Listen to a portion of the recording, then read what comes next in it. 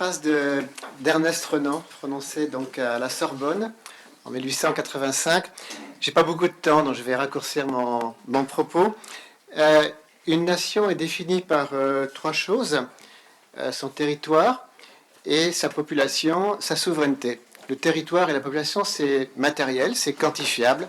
On mesure la surface des nations, leur poids démographique. La souveraineté, ça touche à quelque chose d'immatériel. C'est l'État, c'est ce qui anime en fait la nation. Et tout État se donne une certaine légitimité. Ça se voit dans l'hymne, dans les armoiries, dans la Constitution. Et certains États, donc, mettent la dimension spirituelle au cœur de leur idéal. Alors, je vais tout de suite en venir à ce texte de Renan. Je vais le lire comme une sorte de prière politique, si vous voulez. J'ai peu de temps, donc je préfère résumer ça. Et je l'ai mis là vous pouvez le voir en même temps. Hein. Donc, Renan s'est énormément préparé avant de donner son texte. Il était conscient de dire quelque chose de très inspiré. Hein. Alors, voici ce qu'il dit.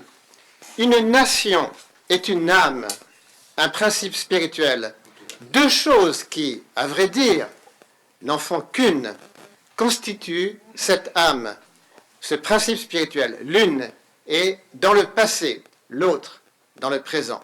L'une est la possession en commun d'un riche legs de souvenirs. L'autre est le consentement actuel, le désir de vivre ensemble, la volonté de continuer à faire valoir l'héritage qu'on a reçu indivis. L'homme, alors il dit messieurs, parce qu'il y avait que des messieurs ce jour-là, mais nous avons changé d'époque, ne s'improvise pas. La nation, comme l'individu, est l'aboutissement d'un long passé d'efforts, de sacrifices et de dévouement. Le culte des ancêtres est de tous le plus légitime. Les ancêtres nous ont fait ce que nous sommes. Un passé héroïque, de grands hommes, de la gloire, j'entends de la véritable, voilà le capital social sur lequel on assied une idée nationale. Avoir des gloires communes dans le passé, une volonté commune dans le présent. Avoir fait de grandes choses ensemble, vouloir en faire encore. Voilà la condition essentielle pour être un peuple. On aime en proportion des sacrifices qu'on a consentis, des maux qu'on a soufferts.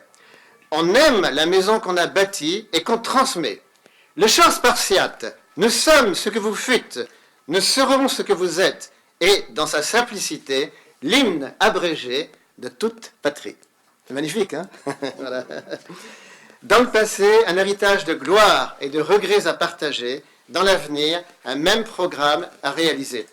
Je dois simplement ajouter ici que il fait référence à un passé, donc à des raisons de s'entendre.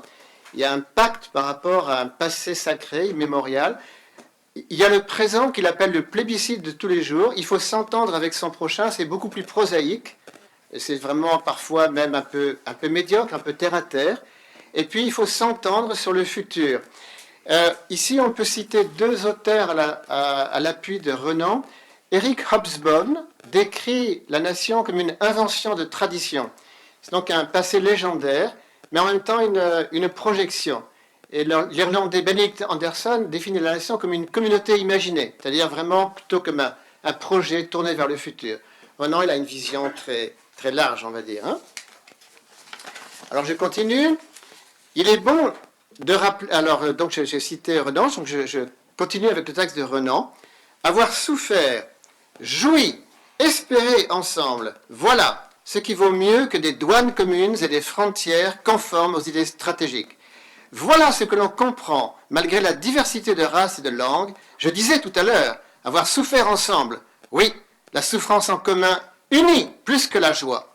En fait de souvenirs nationaux, les deuils valent mieux que les triomphes, car ils imposent des devoirs. Ils commandent l'effort en commun. Bon, on est quand même pour la joie, hein. Pas simplement se lamenter.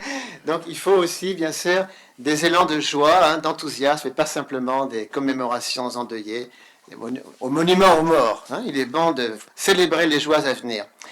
Une nation est donc une grande solidarité, constituée par le sentiment des sacrifices qu'on a faits et de ceux qu'on est disposé à faire encore.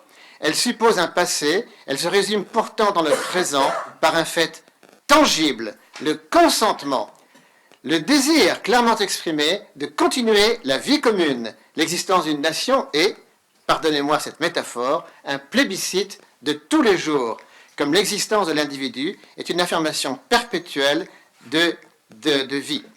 La nation est en définitive le seul critérium légitime auquel il faut toujours en revenir. Merci pour votre attention.